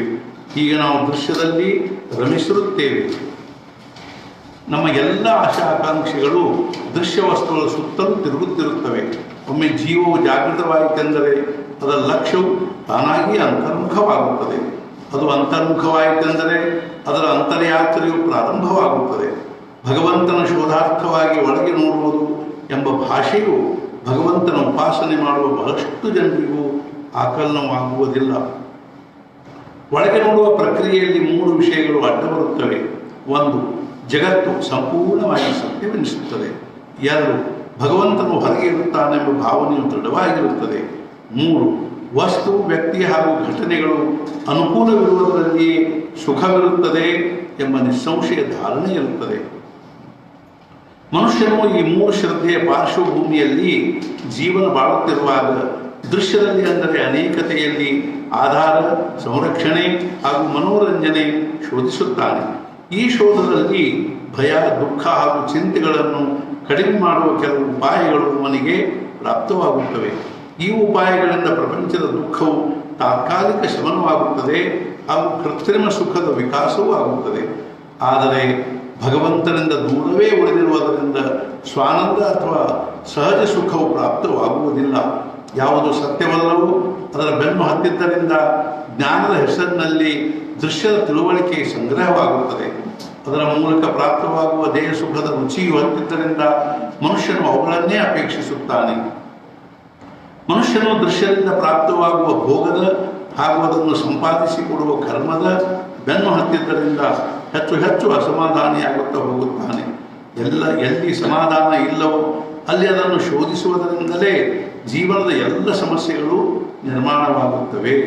ದೃಶ್ಯದ ನಾದ ಬಿಟ್ಟು ಒಳಗಿನ ಭಗವಂತನೊಂದಿಗೆ ಸಂಪರ್ಕ ಸಾಧಿಸಿದರೆ ಎಲ್ಲ ಸಮಸ್ಯೆಗಳು ನಮಗರಿಯದಂತೆ ಕರಗಿ ಹೋಗುತ್ತವೆ. ಹೃದಯಸ್ಥ ಭಗವಂತನೊಂದಿಗೆ ಸಂಪರ್ಕ ಸಾಧಿಸಿಕೊಡುವುದು ಅನುಸಂಧಾನದ ಪ್ರಧಾನ ಕಾರ್ಯವಾಗಿರುತ್ತದೆ. ಆದರೆ ಸಾಯುವಾಗ ಕೇವಲ ಒಬ್ಬನೇ ಹೋಗುವಂತೆ ಅನುಸಂಧಾನದ ಅಭ್ಯಾಸದಲ್ಲಿ ಒಬ್ಬನೇ ಒಳಗೆ ಇಳಿದು ಭಗವಂತನವರಿಗೆ ತಲುಪಬೇಕಾಗುತ್ತದೆ. ವಾಸ್ತವಿಕವಾಗಿ ಪ್ರತಿಯೊಬ್ಬ ಮನುಷ್ಯನು ಒಬ್ಬನೇ ಇರುತ್ತಾನೆ. ಅವನು ಯಾವ ವಸ್ತು ಹಾಗೂ ವ್ಯಕ್ತಿಗಳನ್ನು ತನ್ನವರೆಂದು ಅನ್ನುತ್ತಾನೋ ಅವರೊಂದಿಗೆ ಅವನ ಸಮರಸವಾಗುವುದಿಲ್ಲ. ಮನುಷ್ಯ, ಅವನ ವಸ್ತು ಹಾಗೂ ಅವನ ಮನುಷ್ಯರು ಇವರಲ್ಲಿ ಮಾನಸಿಕ ಅಂತರ ಉಳಿದೇ ಉಳಿಯುತ್ತದೆ. ಆದ್ದರಿಂದ ಭಗವಂತನ ದರ್ಶನಕ್ಕೆ ಪಾತ್ರವಾಗಲು ಅನುಸಂಧಾನದಲ್ಲಿ ತನ್ನ ಒಂಟಿತನದಲ್ಲಿ ರಮಿಸಲು ಕಲಿಯಬೇಕಾಗುತ್ತದೆ. ಒಂಟಿತನದಲ್ಲಿ ರಮಿಸುವ ರೂಢಿಯಾಯಿತೆಂದರೆ ಯಾವುದೇ ಪರಿಸ್ಥಿತಿಯಲ್ಲಿ ಒಬ್ಬನೇ ಅನುಸಂಧಾನದ ಅಭ್ಯಾಸ ಮಾಡುವ ಕಲೆಯು ಸಾಧಿಸುತ್ತದೆ. ಆ ಅಭ್ಯಾಸ ದೃಢವಾಗಲು ಹೊರಗಿನ ಏಕಾಂತ ಅತ್ಯಂತ ಸಹಾಯವಾಗುತ್ತದೆ. ನಮಗೆ ಜನರನ್ನು ನೋಡುವ, ಅವರ ಸಹವಾಸದ, ಅವರೊಂದಿಗಿನ ವ್ಯವಹಾರದ, ಅವರೊಂದಿಗೆ ಇರುವುದರಿಂದ ನಾವು ಸುರಕ್ಷಿತವಾಗಿರುತ್ತೇವೆ ಎಂಬ ಭಾವನೆಯ ರೂಢಿಯು ಹುಟ್ಟಿದ ಆರಂಭದಿಂದಲೇ ಆಗಿರುತ್ತದೆ. ಈ ರೂಢಿಯು ಅನುಸಂಧಾನದ ಅಭ್ಯಾಸಕ್ಕೆ ಅಡ್ಡ ಬರುತ್ತದೆ. ಈ ರೂಢಿಯನ್ನು ತೆಗೆದುಹಾಕಲು ಸಾಧಕರು ನಿರ್ಜನ ಸ್ಥಾನಕ್ಕೆ ಹೋಗುತ್ತಾರೆ. ಅರಣ್ಯದಲ್ಲಿ ಅಥವಾ ಪರ್ವತದಲ್ಲಿರುವ ಗುಹೆಗಳಲ್ಲಿ ವಾಸ ಮಾಡುತ್ತಾರೆ. ಹತ್ತಿರ ಯಾರೂ ಇಲ್ಲದ ಸ್ಥಾನದಲ್ಲಿ ರಾತ್ರಿ ಅಪರಾತ್ರಿಯ ಸಮಯದಲ್ಲಿ ಭಗವಂತನ ಸ್ಮರಣೆ ಮಾಡುತ್ತಾ ಕೂಡುತ್ತಾರೆ. ಎಲ್ಲ ಕಡೆಗೂ ಗಾಢವಾದ ಅಂಧಕಾರವಿರುತ್ತದೆ. ಅಕ್ಕಪಕ್ಕದಲ್ಲಿ ಹಿಂಸ್ರ ಪಶುಗಳು ವಾಸ ಮಾಡುತ್ತಿರುವ ಹಾವು, ಚೇಳು, ಕ್ರಿಮಿ, ಕೀಟಗಳು ಕಡಿಯುವ ಸಂಭವವಿರುತ್ತದೆ. ಇಂಥ ಪರಿಸ್ಥಿತಿಯಲ್ಲಿ ಕುಳಿತು ಶಾಂತವಾಗಿ ಭಗವಂತನ ನಾಮಸ್ಮರಣೆ ಮಾಡಬೇಕು, ಅವನ ಚಿಂತನೆಯಲ್ಲಿ ಮನಸ್ಸು ರಮಿಸಬೇಕು ಎಂಬ ಕಲ್ಪನೆಯೇ ನಮಗೆ ಸಹನವಾಗುವುದಿಲ್ಲ. ಆದರೆ ಸಾಧಕನು ಅಂತಹ ಪರಿಸ್ಥಿತಿಗೆ ಹೊಂದಿಕೊಂಡನೆಂದರೆ ಅವನ ಮನಸ್ಸಿನಲ್ಲಿಯ ಭಯ, ಅಸುರಕ್ಷಿತತೆಯ ಭಾವನೆ ಇವೆರಡೂ ಇಲ್ಲದಂತಾಗುತ್ತವೆ. ಹಾಗೂ ಅವನಿಗೆ ಸುಖವಾದ ನಿದ್ರೆ ಹತ್ತತೊಡಗುತ್ತದೆ. ಆಗ ತನ್ನ ಅಂತರಂಗದಲ್ಲಿರುವ ಭಗವಂತನ ಹೊರತು ಜೀವನದಲ್ಲಿ ಯಾರಾದರೂ ಅವಶ್ಯಕತೆ ಇರುವುದೆಂಬ ಕಲ್ಪನೆಯೇ ಮೃತಪ್ರಾಯವಾಗುತ್ತದೆ. ಹೊರಗಿನ ಏಕಾಂತವು ಸಾಧನೆ ಆಗಿರುತ್ತದೆಯೇ ವಿನಃ ಸಾಧ್ಯವಲ್ಲವೆಂಬುದು ನಾವು ಲಕ್ಷ್ಯದಲ್ಲಿಡಬೇಕು. ಇಲ್ಲದಿದ್ದರೆ ಮನುಷ್ಯನಿಗೆ ಕೇವಲ ಒಬ್ಬಂಟಿಯಾಗಿರುವುದೇ ಅಭ್ಯಾಸವಾಗುತ್ತದೆ. ಹೊರಗಿನ ಒಂಟಿತನದಲ್ಲೇ ಇಷ್ಟು ಆಕರ್ಷಣೆ ಇರುತ್ತದೆ ಎಂದ ಮೇಲೆ ಒಳಗಿನ ಒಂಟಿತನದ ವಿಷಯದಲ್ಲಿ ಕೇಳುವುದೇ ಬೇಡ. ಅದರಲ್ಲಿ ಕೇವಲ ಆನಂದವಷ್ಟೇ ಅಲ್ಲ, ಒಂದು ಪ್ರಕಾರದ ನಶೆಯೂ ಇರುತ್ತದೆ. ನಮ್ಮ ಸ್ವತಃದ ಹೃದಯ ರೂಪಿ ಗುಹೆಯಲ್ಲಿ ಕೇವಲ ಭಗವಂತನೊಬ್ಬನೇ ನಿಸ್ತಬ್ಧನಾಗಿ ವಾಸಿಸಿರುತ್ತಾನೆ. ಅಲ್ಲಿ ದೃಶ್ಯದ ಗೊಂದಲವಿಲ್ಲ, ವಾಸನೆಗಳ ತಾಕಲಾಟವಿಲ್ಲ. ಅಲ್ಲಿ ಕೇವಲ ವೃತ್ತಿಶೂನ್ಯ ಶಾಂತಿ ಇರುತ್ತದೆ. ಆ ಶಾಂತಿಯ ಅನುಭವ ಬರಲು ಏಕಾಂತವು ಪೋಷಕವಾಗುತ್ತದೆ. ದೃಶ್ಯದಲ್ಲಿ ಮೃತ್ಯುವಿನ ಶಾಂತಿ ಇರುವಂತೆ ಅಂತರಂಗದಲ್ಲಿ ಅನುಸಂಧಾನದಿಂದ ನಾನು ಶೂನ್ಯವಾಗುವುದರ ಶಾಂತಿ ಇರುತ್ತದೆ. ಆ ಶಾಂತಿಯ ಅಧಿಷ್ಠಾನ ತುರ್ಯದಲ್ಲಿ ಇರುವುದರಿಂದ ಅದು ಅತ್ಯಂತ ಗಹನ, ಗಂಭೀರ, ಆದರೆ ಅಷ್ಟೇ ಪ್ರಸನ್ನ, ಜೀವನವ್ಯಾಪಿ ಹಾಗೂ ಸ್ಥಿರವಾಗಿ ಉಳಿಯುವಂತಹದಿರುತ್ತದೆ. ಏಕಾಂತದಲ್ಲಿದ್ದು ತನ್ನ ಅಂತರಂಗದಲ್ಲಿ ಇಳಿದು ತನ್ನನ್ನು ತಾನು ಭಗವಂತನ ಚರಣಗಳಲ್ಲಿ ಬಲಿಕೊಡುವ ಮನುಷ್ಯನು ಭಗವದ್ ರೂಪನೇ ಆಗಿ ಹೊರಗೆ ಬರುತ್ತಾನೆ. ಹೊರಗಿನ ಏಕಾಂತ ಸೇವನೆಯ ಹೊರತು ಅನುಸಂಧಾನವು ಪೂರ್ಣತೆಯನ್ನು ಹೊಂದುವುದಿಲ್ಲ. ಹಾಗೂ ಅದು ಪೂರ್ಣತೆ ಹೊಂದುವುದರೊಳಗಾಗಿ ಒಳಗಿನ ವಿಚಾರಶೂನ್ಯ ಏಕಾಂತದ ಅನುಭವ ಬರದೇ ಇರುವುದಿಲ್ಲ. ಒಂಟಿತನ ಪೂರ್ಣಾವಸ್ಥೆಗೆ ತಲುಪಿತೆಂದರೆ ದ್ವೈತವು ಇಲ್ಲದಂತಾಗುತ್ತದೆ. ನಾನು ಅನ್ನುವವನು ಭಗವಂತನ ಅನುಸಂಧಾನದಿಂದ ಭಗವಂತನಲ್ಲಿ ಲೀನವಾಗಿ ಹೋಗುತ್ತಾನೆ. ಜನಪದದ ಅನಾಸಕ್ತಿ ಉಂಟಾಗಿ ಏಕಾಂತದ ಆಸಕ್ತಿ ನಿರ್ಮಾಣವಾಯಿತೆಂದರೆ ಅನುಸಂಧಾನವು ಪಕ್ವವಾಗುವುದರ ಅವಸ್ಥೆಗೆ ಬಂದಿತೆಂದು ನಿಶ್ಚಿತವಾಗಿ ತಿಳಿಯಬೇಕು. ಜಾನಕಿ ಜೀವನ ಸ್ಮರಣ ಜೈ ಜಯರಾಮ್. ಅಧ್ಯಾಯ 29. ಅನುಸಂಧಾನ ಹಾಗೂ ಸಂತರು. ಅನುಸಂಧಾನವು ಸ್ಥೂಲದಿಂದ ಸೂಕ್ಷ್ಮದ ಕಡೆಗೆ, ಅನಾತ್ಮನಿಂದ ಆತ್ಮನ ಕಡೆಗೆ, ದೃಶ್ಯದಿಂದ ದಟ್ಟಾನ ಕಡೆಗೆ ಅಥವಾ ಜಗತ್ತಿನಿಂದ ಭಗವಂತನ ಕಡೆಗೆ ಹೋಗುವ ಮಾನಸಿಕ ಪ್ರಕ್ರಿಯೆಯಾಗಿರುತ್ತದೆ. ಇದರಲ್ಲಿ ವ್ಯಕ್ತ ಮನಸ್ಸು ಸೂಕ್ಷ್ಮತರ ಸೂಕ್ಷ್ಮತಮವಾಗುತ್ತಾ ಹೋಗುತ್ತದೆ ಹಾಗೂ ವಿಶ್ವಮನಸ್ಸಿನೊಂದಿಗೆ ಅಧಿಕಾಧಿಕ ಸಮರಸವಾಗುತ್ತಾ ಹೋಗುತ್ತದೆ. ಆ ಸಾಮರಸ್ಯದ ಪ್ರತ್ಯಕ್ಷ ಪರಿಣಾಮವೇನೆಂದರೆ ಮನುಷ್ಯನ ಕರ್ತೃತ್ವವು ಕರಗಿ ಹೋಗುತ್ತದೆ, ಫಲದ ಆಗ್ರಹ ಇಲ್ಲದಂತಾಗುತ್ತದೆ, ಜಗತ್ತಿನ ಸತ್ಯತ್ವ ಕ್ಷೀಣವಾಗುತ್ತದೆ ಹಾಗೂ ಸ್ವತಃದಲ್ಲಿ ಭಗವಂತನ ಅಸ್ತಿತ್ವ ಜೀವಂತವಾಗಿ ಅನುಭವಕ್ಕೆ ಬರುತ್ತದೆ. ಅಂದರೆ ಜೀವರೂಪದಿಂದ ಉಳಿಯದೆ ಶಿವರೂಪ ಅಥವಾ ಭಗವತ್ ಸ್ವರೂಪವಾಗುತ್ತದೆ. ಮನುಷ್ಯನು ಸಂತ ಪದವಿಗೆ ತಲುಪುತ್ತಾನೆ. ಭಗವತ್ ಸ್ವರೂಪವಾಗುವುದರ ಅನುಭವದಷ್ಟು ಗಂಭೀರ, ವ್ಯಾಪಕ ಹಾಗೂ ಸೂಕ್ಷ್ಮ ಅನುಭವ ಬೇರೊಂದಿಲ್ಲ. ಅನುಭವ ಸೂಕ್ಷ್ಮವಾದಷ್ಟು ಅದನ್ನು ವರ್ಣನೆ ಮಾಡುವ ಶಬ್ದಗಳು ವ್ಯರ್ಥವಾಗುತ್ತವೆ. ಮೌನವೇ ಅದರ ವರ್ಣನೆ ಆಗುತ್ತದೆ. ಸತ್ಪುರುಷರಿಗೆ ಭಗವಂತನ ಹೊತ್ತು ಬೇರೆ ಏನೂ ಹೊಳೆಯುವುದೇ ಇಲ್ಲ. ಅವರಲ್ಲಿ ಬೇರೊಂದಕ್ಕೆ ಮಹತ್ವವಿಲ್ಲ. ಅವರ ಅಂತಃಕರಣದಲ್ಲಿ ಬೇರೆಯದಕ್ಕೆ ಸ್ಥಾನವಿಲ್ಲ. ಆದ್ದರಿಂದ ಭಗವಂತನ ಅನುಸಂಧಾನದಲ್ಲಿ ಲೀನರಾದ ಸಂತರ ಮಾತನಾಡುವ ಪ್ರವೃತ್ತಿ ಕ್ಷೀಣವಾಗುತ್ತದೆ ಎಂಬುದರಲ್ಲಿ ಆಶ್ಚರ್ಯವಿಲ್ಲ. ಅವರು ಮೌನಿಗಳಾಗುತ್ತಾರೆ. ಏಕೆಂದರೆ ಭಗವಂತನ ಅನುಸಂಧಾನವು ಶಬ್ದಗಳಿಂದ ಹೇಳುವಂತಹದ್ದಾಗಲಿ ಹೇಳಿ ತಿಳಿದುಕೊಳ್ಳುವಂತಹದ್ದಾಗಲಿ ಇರುವುದಿಲ್ಲ. ಸಂತರು ಅದನ್ನು ಶಬ್ದಗಳಿಂದ ಹೇಳುವ ಆಗ್ರಹ ಹೊಂದುವುದಿಲ್ಲ. ಆದರೆ ಮುನಿಪದ ಹೊಂದಿದ ಸಂತರೇ ಮೌನವಾಗಿದ್ದರೆ ಭಗವಂತನ ಅನುಸಂಧಾನವೆಂದರೆ ಏನು, ಅದು ಹೇಗೆ ಇರುತ್ತದೆ, ಅದರಿಂದ ಏನಾಗುತ್ತದೆ, ಅದನ್ನು ಹೇಗೆ ಸ್ವಾಧೀನಪಡಿಸಿಕೊಳ್ಳಬೇಕು, ಅದರ ಸಾಧನೆ ಏನೆಂಬ ಇತ್ಯಾದಿ ವಿಷಯಗಳ ಕಲ್ಪನೆಯು ಶಬ್ದಗಳಿಂದಾದರೂ ಅಜ್ಞಾನಿಗಳಿಗೆ ಬರುವುದು ಶಕ್ಯವೇ ಆಗಿರುತ್ತದೆ. ಒಟ್ಟಿನ ಮೇಲೆ ಮಾನವ ಸಮಾಜದಲ್ಲಿ ಭಗವಂತನ ಜಿಜ್ಞಾಸೆ ಇರುವವರು ಸ್ವಲ್ಪವೇ ಇರುತ್ತಾರೆ ಎಂಬುದೇ ಜೀವನದ ನಿಯಮವಿದ್ದಂತೆ ಕಾಣುತ್ತದೆ. ಆದ್ದರಿಂದ ಅಂಥ ಪ್ರಾಮಾಣಿಕ ಜಿಜ್ಞಾಸು ಗಟ್ಟಿಯಾದರೆ ಮಾತ್ರ ಕೇವಲ ದಯಾಬುದ್ಧಿಯಿಂದ ಪ್ರೇರಿತರಾಗಿ ಸಂತರು ಭಗವಂತನ ಅನುಸಂಧಾನದ ವಿವಿಧ ಅಂಗಗಳನ್ನು ತಿಳಿಸಿ ಹೇಳುತ್ತಾರೆ. ಸಂತರು ಅತ್ಯಂತ ಅಲ್ಪಸಂತೋಷಿಗಳಾಗಿರುತ್ತಾರೆ. ಅವರ ಉಪದೇಶವನ್ನು ಶ್ರವಣ ಮಾಡುವ ಜನರಲ್ಲಿ ಒಬ್ಬನಾದರೂ ಅದನ್ನು ಸರಿಯಾಗಿ ತಿಳಿದುಕೊಂಡು ಜಾಗೃತನಾಗಿ ಭಗವಂತನ ಅನುಸಂಧಾನಕ್ಕೆ ಅಂಟಿಕೊಂಡರೆ ಅವರಿಗೆ ತಮ್ಮ ಕಾರ್ಯ ಸಫಲವಾಯಿತೆಂದು ಅನಿಸುತ್ತದೆ. ಕಾಲವು ಬದಲಾದಂತೆ ಸಮಾಜದ ಬಾಹ್ಯಾಂಗವೂ ಬದಲಾಗುತ್ತದೆ. ಹೆಚ್ಚು ಕಡಿಮೆ ಜೀವನದ ಹೊರಗಿನ ಪದ್ಧತಿಯು ಬದಲಾಗುತ್ತದೆ. ಆ ಪರಿವರ್ತನೆಯ ಅನುರೋಧದಿಂದ ಭಗವಂತನ ಅನುಸಂಧಾನದ ವಿಷಯವನ್ನು ಹೊಸ ಶಬ್ದಗಳ ಯೋಜನೆಯಿಂದ ಹಾಗೂ ಹೊಸ ದೃಷ್ಟಾಂತಗಳಿಂದ ಹೇಳಬೇಕಾಗುತ್ತದೆ.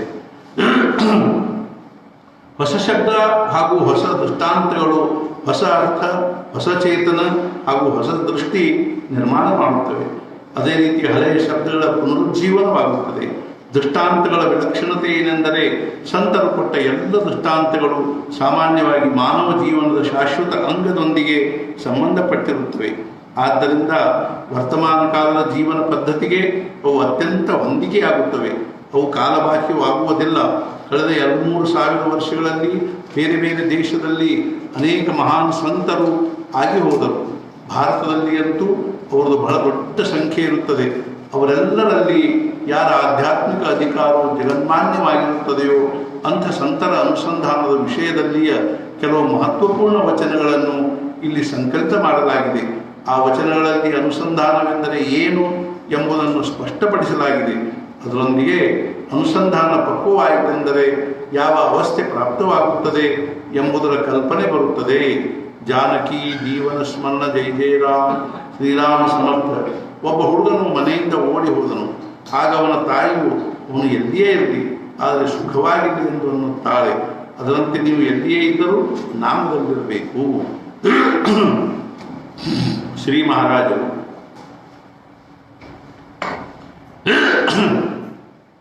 ಶ್ರೀರಾಮ ಸಮರ್ಥ ಅಧ್ಯಾಯ 30 ಸಂತರ ವಚನಗಳು. ಬೃಹದಾರಣ್ಯಕ ಉಪನಿಷತ್. ಧ್ಯಾನದ ಉಪಾಸನೆ ಮಾಡು. 2 ಆತ್ಮನನ್ನು ಕುರಿತು ನೋಡಬೇಕು, ಅರಿತುಕೊಳ್ಳಬೇಕು, ಕೇಳಬೇಕು, ಮನನ ಮಾಡಬೇಕು, ನಿಧಿಧ್ಯಾನ ಮಾಡಬೇಕು, ನಿಧಿಧ್ಯಾಸನ ಮಾಡಬೇಕು. ಜ್ಞಾನದೇವ. ತಂದೆಯಾದ ರಘುಮಾದೇವಿ ವರನಾದ ವಿಠ್ಠಲನ ಅನುಸಂಧಾನದಲ್ಲಿ ಹಗಲಿರುಳು ಬ್ರಾಹ್ಮಿ ಸ್ಥಿತಿಯಲ್ಲಿ ಲೀನವಾಗಿರುತ್ತಾನೆ. 2 ಜ್ಞಾನದೇವರು ಅನ್ನುತ್ತಾರೆ, ಹರಿಯ ಚಿಂತನೆಯಿಂದ ಮನಸ್ಸು ಸರ್ವಕಾಲವೂ ಸಮಾಧಾನದಲ್ಲಿಯೇ ರಮಿಸುತ್ತದೆ. 3 ಜ್ಞಾನದೇವರು ಅನ್ನುತ್ತಾರೆ, ಜಪ ಮಾಡುವುದರಿಂದ ಮನಸ್ಸನ್ನು ಶಾಂತಗೊಳಿಸಿ ಹರಿಯ ಧ್ಯಾನ ಮಾಡುವುದರಿಂದ ಎಲ್ಲ ಇಂದ್ರಿಯಗಳು ಶಾಂತವಾಗುತ್ತವೆ ಹಾಗೂ ಸರ್ವಾಂಗಗಳು ಹರಿಮಯವಾಗುತ್ತವೆ. 4 ಜ್ಞಾನದೇವರು ಅನ್ನುತ್ತಾರೆ, ಶ್ರೀಕೃಷ್ಣನು ಸದಾಕಾಲ ಪಾಂಡವರ ಹತ್ತಿರವೇ ಇದ್ದನು. ಅದೇ ರೀತಿ ಹೃದಯ ಕಮಲದಲ್ಲಿ ಸ್ಥಿರವಾಗಿರುತ್ತಾನೆ. 5 ಪಾಂಡುರಂಗನಲ್ಲಿ ಮನಸ್ಸು ತನ್ಮಯವಾಯಿತು. ಗೋವಿಂದನ ಗುಣಗಳು ಆ ಮನಸ್ಸನ್ನು ಆಕರ್ಷಿಸಿದವು. ಜಾಗೃತ ಸ್ವಪ್ನ ಸುಷುಪ್ತಿಗಳಲ್ಲಿ ಬೇರೆ ಏನೂ ನೆನಪು ಆಗುವುದಿಲ್ಲ. ಆ ಭಗವಂತನ ರೂಪ ನೋಡುವುದರಲ್ಲಿಯೇ ಆನಂದ ಉಕ್ಕೇರಿ ಬರುತ್ತದೆ. ಚೋಖಾಮೇಳ. ಚೋಖಾ ಅನ್ನುವುದೇನೆಂದರೆ ಜಾಗೃತ ಸ್ವಪ್ನಗಳಲ್ಲಿ ಪಂಢರಿನಾಥನನ್ನು ಬಿಟ್ಟರೆ ಬೇರೆ ಚಿಂತನೆಯೇ ಇಲ್ಲ. ನಾಮದೇವ. 1 ನಾಮದೇವನ ಸ್ವಾಮಿಯು ಪಾಂಡುರಂಗನು ಕುಳಿತಾಗ, ನಿಂತಾಗ, ಮಲಗಿಕೊಂಡಾಗ ದೃಷ್ಟಿಯ ಮುಂದಿನಿಂದ ದೂರ ಹೋಗುವುದೇ ಇಲ್ಲ. ಧ್ಯಾನದಲ್ಲಿ ವಿಠ್ಠಲ, ಮನದಲ್ಲಿ ವಿಠ್ಠಲ, ರಾತ್ರಂದಿವಸ ವಿಠ್ಠಲಂದೇ ಚಿಂತನೆ. 3 ಕಣ್ಣುಗಳಿಂದ ಅವನನ್ನೇ ನೋಡುವುದು, ಕಿವಿಗಳಿಂದ ಅವನನ್ನೇ ಕೇಳುವುದು, ಮನಸ್ಸಿನಿಂದ ಸದಾ ಅವನನ್ನೇ ಧ್ಯಾನಿಸುವುದು. 4 ನಾನು ಹಗಲಿರುಳು 1 ನಿಮಿಷವೂ ಸುಮ್ಮನೆ ಇರುವುದಿಲ್ಲ. ಇದಕ್ಕೆ ಹೃದಯ ನಿವಾಸಿ ಪದ್ಮನಾಭನೇ ಸಾಕ್ಷಿಯಾಗಿರುತ್ತಾನೆ. 5 ನಿನ್ನ ಸ್ವರೂಪದಲ್ಲಿ ನನ್ನ ಅನುಸಂಧಾನವಿರಬೇಕು ಹಾಗೂ ನಿನ್ನನ್ನು ಕುರಿತು ಪ್ರೇಮಮಯ ಜೀವನವಿರಬೇಕು. ಜನಾಭಾಯ. ವಿಶ್ವರೂಪಿಯಾದ ಭಗವಂತನು ನಿಧಿಧ್ಯಾಸದಿಂದ ಸಂಪೂರ್ಣ ಪ್ರಾಪ್ತನಾದನು. ಏಕನಾಥ.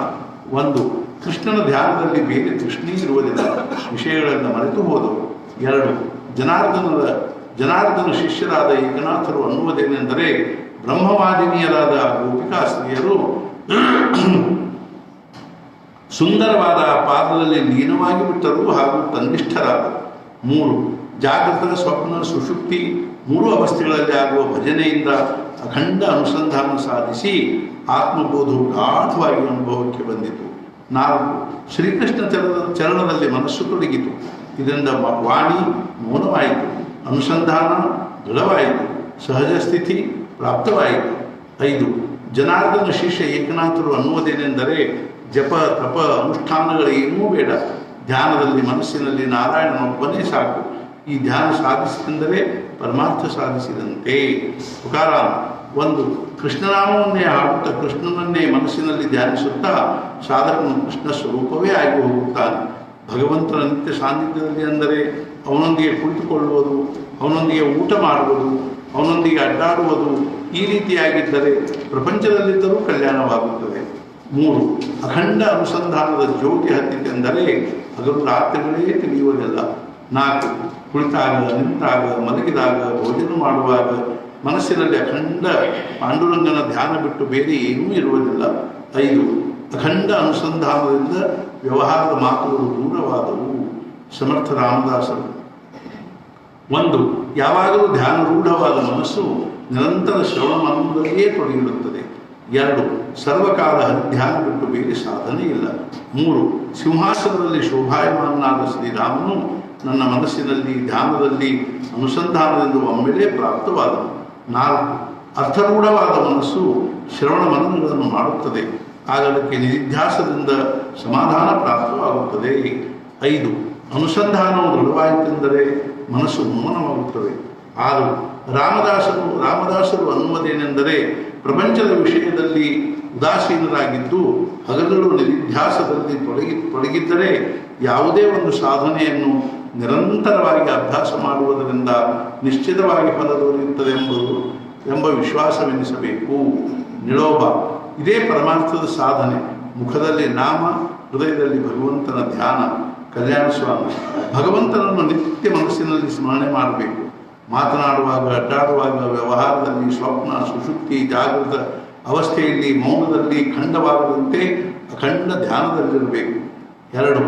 ಬ್ರಹ್ಮಾನಂದದಲ್ಲಿ ಸೋಹಂ ಜಪವಾಗುತ್ತಿರುವಾಗ ಪರಾಪಶ್ಯಂತಿ ಮಧ್ಯಮಾಗಳು ತನ್ಮಯವಾಗುತ್ತವೆ. ವೈಖರಿಯು ಆನಂದದಿಂದ ನೃತ್ಯ ಮಾಡುತ್ತದೆ. ಬಹಿಣಾಬಾಯಿ ಸದ್ಗುರುಳ ಪಾದಗಳನ್ನು ಗಟ್ಟಿಯಾಗಿ ಹಿಡಿದು ಹೃದಯದಲ್ಲಿ ಧ್ಯಾನಸ್ಥರಾಗಿ ಸರ್ವಕಾಲ ತನ್ಮಯರಾಗಿರುತ್ತೇನೆ. ಕಬೀರ ನಾನು ಪ್ರಿಯತಮನ ವಿಷಯದಲ್ಲಿ ಉತ್ಸುಕನಾಗಿರುತ್ತೇನೆ. ಯಾವಾಗಲೂ ಪ್ರಿಯತಮನ ನಾಮವನ್ನೇ ಜಪಿಸುತ್ತಿರುತ್ತೇನೆ. ಪ್ರಿಯತಮನು ಪ್ರಾಪ್ತವಾದರೆ ಬದುಕಿ ಇರುತ್ತೇನೆ, ಇಲ್ಲವಾದರೆ ಜೀವ ಬಿಡುತ್ತೇನೆ. ನಾನಕ ಹೇ ಪ್ರಭು, ನೀನೇ ನನ್ನ ಪ್ರಾಣಗಳಿಗೆ ಆಧಾರವಾಗಿರುವಿ. ಕುಳಿತಾಗ, ನಿಂತಾಗ, ಮಲಗಿದಾಗ, ಜಾಗೃತ ಅವಸ್ಥೆಯಲ್ಲಿ ಈ ನನ್ನ ಮನಸ್ಸು ನಿನ್ನ ಚಿಂತನೆಯಲ್ಲಿಯೇ ತೊಡಗಿರುತ್ತದೆ. ಭಾಂಗು, ತಂಬಾಕು, ಅಫೀಮು ಮುಂತಾದವುಗಳನ್ನು ರಾತ್ರಿ ಸೇವಿಸಿದರೆ ಅವುಗಳ ನಶೆಯು ಬೆಳಗಾಗುತ್ತಲೇ ಇಳಿದು ಹೋಗುತ್ತದೆ. ಆದರೆ ನಾನಕರು ಅನ್ನುವುದೇನೆಂದರೆ ನಾಮದ ನಶೆಯು ಹಗಲು ಒಂದೇ ಸವನೆ ಇರುತ್ತಲೇ ಇರುತ್ತದೆ. ದಾದು ಹೇ ಪ್ರಭು, ನಿನ್ನ ಆರಾಧಕನಾದ ನಾನು ನಿನ್ನ ಚಿಂತನೆ, ಕೀರ್ತನೆ, ಸ್ಮರಣೆ ಮುಂತಾದವುಗಳಲ್ಲಿಯೇ ತನ್ಮಯನಾಗಿರುತ್ತೇನೆ. 2. ದಾದು ಅನ್ನುವುದೇನೆಂದರೆ ಯಾರು ತಮ್ಮ ಪ್ರಿಯತಮನಾದ ಪರಮೇಶ್ವರನನ್ನು ನೋಡುತ್ತಾರೋ ಅವರು ಬೇರೆ ಯಾರನ್ನೂ ನೋಡುವುದಿಲ್ಲ. ಅವರು ಒಂದು ಬಾರಿ ಆ ಭಗವಂತನನ್ನು ಪೂರ್ಣವಾಗಿ ನೋಡಿಬಿಟ್ಟರೆಂದರೆ ಅವರಿಗೆ ಒಳಗೆ ಹೊರಗೆ ಭಗವಂತನೇ ಕಾಣುತ್ತಾನೆ. ರೈದಾಸ್ ನಾನು ನನ್ನ ಮನಸ್ಸನ್ನು ಭಗವಂತನೊಂದಿಗೆ ಜೋಡಿಸಿದೆನು ಹಾಗೂ ಜಗತ್ತಿನ ಸಂಬಂಧವನ್ನು ಹರಿದು ಹಾಕಿದೆನು. ಮೀರಾಬಾಯಿ ಪ್ರಿಯತಮನ ನಾಮವನ್ನು ಹಗಲಲು ಜಪಿಸುವುದರಿಂದ ನನ್ನ ದೇಹಭಾವವೇ ಹೋಗಿಬಿಟ್ಟಿರುತ್ತದೆ. 2. ನಾನು ಶ್ಯಾಮಸುಂದರನ ಸೌಂದರ್ಯದಲ್ಲಿ ಮಗ್ನಳಾಗಿರುವೆ. ಅವನ ಹೊರತಾಗಿ ಜಗತ್ತೆಲ್ಲವೂ ನೀರಸವೆನಿಸುತ್ತದೆ ಹಾಗೂ ಉಳಿದೆಲ್ಲ ಶಬ್ದಗಳು ನಿರರ್ಥಕವೆನಿಸುತ್ತವೆ. 3. ಮೀರಾಬಾಯಿಯು ಭಕ್ತಿಭಾವದಲ್ಲಿ ತನ್ಮಯಳಾಗಿ ಗಿರಿಧರ್ ಗೋಪಾಲನಿಗೆ ತನ್ನನ್ನು ತಾನು ಸಮರ್ಪಿಸಿಕೊಳ್ಳುತ್ತಾಳೆ. 4. ಪ್ರಿಯತಮನಿಗಾಗಿ ಹುಚ್ಚಿಯಾಗಿರುತ್ತಾಳೆ. 5. ಭಗವಂತನ ಈ ಸೌಂದರ್ಯವನ್ನು ನೋಡಿ ಮೀರಾಬಾಯಿಯು ಮಗ್ನಾಗಿ ಬಿಡುತ್ತಾಳೆ. 6. ಕ್ಷಣಕ್ಕೂ ಪ್ರಿಯತಮನ ರೂಪ ನೋಡಿ ಮತ್ತೆ ಮತ್ತೆ ನೋಡಿ ಸುಖ ಹೊಂದುತ್ತಾಳೆ. 7. ಮೀರಾಬಾಯಿ ಅನ್ನುವುದೇನೆಂದರೆ ನನ್ನ ಮನಸ್ಸು ಗುರುಚರಣದಲ್ಲಿ ಲೀನವಾಗಿ ಬಿಟ್ಟಿದೆ. ತುಳಸಿದಾಸ್ ಸೀತಾರಾಮನ ಸ್ವರೂಪವು ಅಗಾಧ, ಅನುಪಮ ಹಾಗೂ ಕಣ್ಣುಗಳೆಂಬ ಮೀನುಗಳಿಗೆ ಜಲಸ್ವರೂಪವಾಗಿ ಕರ್ಣಗಳಿಗೆ ರಾಮಕಥೆ, ಮುಖದಲ್ಲಿ ರಾಮನಾಮ, ಹೃದಯದಲ್ಲಿ ರಾಮನ ನಿವಾಸವಾಗಿರುತ್ತದೆ. ಬುದ್ಧಿಯಲ್ಲಿ ರಾಮ, ರಾಮನೇ ಗತಿ, ರಾಮನಲ್ಲಿಯೇ ರತಿ, ರಾಮನೇ ಸರ್ವಬಲವಾಗಿರುತ್ತಾನೆ. ತುಳಸಿದಾಸರು ಭಗವಂತನಿಗೆ ಪ್ರಾರ್ಥಿಸುವುದೇನೆಂದರೆ, ನನ್ನನ್ನು ದೂರ ಮಾಡಬೇಡಿ, ನನಗೆ ಮನ ಕರ್ಮ ವಚನಗಳಿಂದ ಸ್ವಪ್ನದಲ್ಲಿಯೂ ನಿಮ್ಮನ್ನು ಬಿಟ್ಟು ಬೇರೆ ಗತಿ ಇಲ್ಲ. ರಾಮ್ ಬೋಲ ಎಂಬ ಹೆಸರಿನ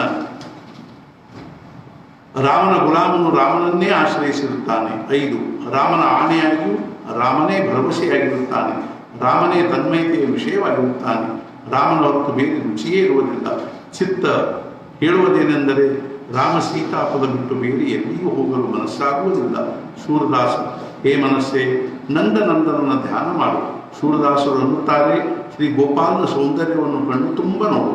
ಸೂರದಾಸರಿಗೆ ಶ್ಯಾಮ ಸುಂದರನನ್ನು ಬಿಟ್ಟು ಮತ್ತಾರನ್ನು ನೋಡಬೇಕೆನಿಸುವುದೇ ಇಲ್ಲ. ನಾನು ನನ್ನಿಂದ ದೂರವಿರುವುದೇ ಇಲ್ಲ. ನಾನು ಎಲ್ಲರ ಹತ್ತಿರವಿರುತ್ತೇನೆ. ನಾದ ಬ್ರಹ್ಮದ ಮೋಹಿನಿಯನ್ನು ತಿಳಿದುಕೊಂಡೆನು. ಅದು ಎಲ್ಲ ಸುಖಸಾಗರಗಳ ನಾದವಾಗಿರುತ್ತದೆ. ನಾದವು ಅಮೃತದ ಪಂಥವಾಗಿರುತ್ತದೆ. ಆ ಸೂಕ್ಷ್ಮ ನಾದದಲ್ಲಿ ನಾನು ತನ್ಮಯನಾಗಿರುತ್ತೇನೆ. ಯೋಗ ವಾಸಿಷ್ಠ, ಅದನ್ನೇ ಚಿಂತಿಸಬೇಕು, ಅದನ್ನೇ ಹೇಳಬೇಕು, ಅನ್ಯೋನ್ಯ ಅದನ್ನೇ ಚರ್ಚಿಸಬೇಕು. ಅದೇ ಎಲ್ಲಕ್ಕಿಂತ ಶ್ರೇಷ್ಠವಾದದ್ದು. ಎಲ್ಲ ಜ್ಞಾನಿಗಳು ಇದನ್ನೇ ಅಭ್ಯಾಸ ಮಾಡಲು ಹೇಳುತ್ತಾರೆ. 2. ಮನಸ್ಸೇ ಜಗತ್ತಿನ ಕರ್ತೃತ್ವವಾಗಿರುತ್ತದೆ. ಮನಸ್ಸೇ ಶ್ರೇಷ್ಠ ಪುರುಷವಾಗಿರುತ್ತದೆ. ಮನಸ್ಸಿನಿಂದ ಮಾಡಿದ್ದೇ ನಿಜವಾಗಿ ಮಾಡಿದ್ದು. ಶರೀರದಿಂದ ಮಾಡಿದ್ದಾಗುವುದಿಲ್ಲ. 3. ಶ್ರೇಷ್ಠ ಪುರುಷಾರ್ಥವನ್ನು ಆಶ್ರಯಿಸಿ ಅತ್ಯಂತ ಪ್ರಯತ್ನಪೂರ್ವಕವಾಗಿ ಶ್ರೇಷ್ಠ ಬುದ್ಧಿಯಿಂದ ಸುಖಭೋಗದ ಅಪೇಕ್ಷೆಯ ಭಾವವನ್ನು ಚಿತ್ತದಿಂದ ತೆಗೆದೊಗೆಯಬೇಕು. 4. ಪೌರುಷದಿಂದ ಪ್ರಯತ್ನದಿಂದ ಚಿತ್ತವೆಂಬ ಬಾಲಕನನ್ನು ಪೋಷಿಸಬೇಕು. ಶ್ರೀಮದ್ ಭಾಗವತ, ಈ ಲೋಕದಲ್ಲಿ ಅತ್ಯಂತ ಭಕ್ತಿಯೋಗದಿಂದ ಮನಸ್ಸನ್ನು ಭಗವಂತನಲ್ಲಿ ಸ್ಥಿರವಾಗಿ ಇಡುವುದೇ ಶ್ರೇಯಸ್ಕರವಾದದ್ದು. 2. ಈ ಲೋಕದಲ್ಲಿ ಭಗವದರ್ಪಣ ಬುದ್ಧಿಯಿಂದ ಐಕಾಂತಿಕ ಭಕ್ತಿ ಮಾಡುವುದೇ ಶ್ರೇಷ್ಠ ಸ್ವಾರ್ಥವೆಂದು ಹೇಳಲಾಗಿದೆ. 3. ಹೇ ನಾಥ, ನನ್ನ ಬುದ್ಧಿಯು ಕುಂಠಿತವಾಗಿರುತ್ತದೆ. ನನ್ನ ಯುಕ್ತಿಯೆಲ್ಲವೂ ಸಮಾಪ್ತವಾಗಿರುತ್ತದೆ. ನನಗೆ ಬೇರೇನೂ ತಿಳಿಯುವುದಿಲ್ಲ. ನಾನು ನಿನಗೆ ಶರಣಾಗತನಾಗಿರುತ್ತೇನೆ.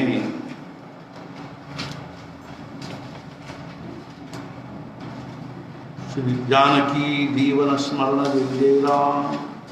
ಸದ್ಗುರುನಾಥ ಮಹಾರಾಜ್ ಕಿ ಜಯ ಜಯ ಜಯ ರಘುವೀರ.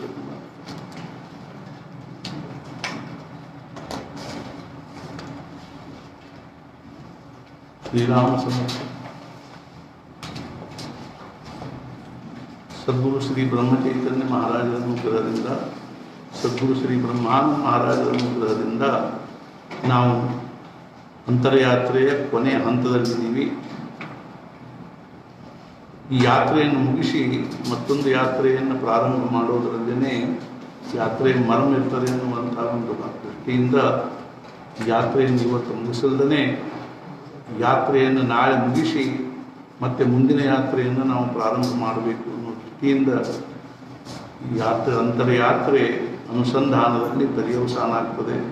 ಅರ್ಥಾತ್ ಅನುಸಂಧಾನವನ್ನು ನಾವು ಅನುಸಂಧಾನದ ಕಡೆಗೆ ಹೆಜ್ಜೆ ಇಡಬೇಕು ಅನ್ನೋ ದೃಷ್ಟಿಯಿಂದ ಮಹಾರಾಜರ ಅನುಗ್ರಹದಿಂದ ನಾವು ನಮ್ಮ ಆಯುಷ್ಯವನ್ನೆಲ್ಲ ಕೇವಲ ಈ ಅಂತರಯಾತ್ರೆ ಮತ್ತು ಅನುಸಂಧಾನದಲ್ಲಿಯೇ ಕಳೆಯಬೇಕು ಅನ್ನೋದೇ ನಮ್ಮದೊಂದು ಆರ್ಥಿಕ ಅಪೇಕ್ಷೆ. ಸದ್ಗುರು ನಮ್ಮೆಲ್ಲರನ್ನು ಅನುಗ್ರಹಿಸಿದೆ ಎಂದು ಪ್ರಾರ್ಥನೆ ಮಾಡಿ, ಅರ್ಥಾತ್ ಏನೊಂದು ಸದ್ಗುರುವಲ್ಲಿ ನಾನು ನಮಗೆಲ್ಲರಿಗೂ ಮಹಾರಾಜನು ಆಯುಷ್ಯ, ಆರೋಗ್ಯ, ಐಶ್ವರ್ಯವನ್ನು ಅನುಗ್ರಹಿಸಲಿ. ಮತ್ತು ಮುಖ್ಯವಾಗಿ ನಮಗೆ ಭಗವಂತನಲ್ಲಿ ಭಕ್ತಿ, ನಾಮದಲ್ಲಿ ಪ್ರೇಮ ಹಾಗೂ ಸದ್ಗುರು ಅನನ್ಯವಾಗಿರ್ತಕ್ಕಂಥ ನಿಷ್ಠೆಯನ್ನು ಕೊಡಲಿ ಅಂತ ಹೇಳಿ, ಜಾನಕಿ ಜೀವನ ಸ್ಮರಣ ಜಯ ಜಯ.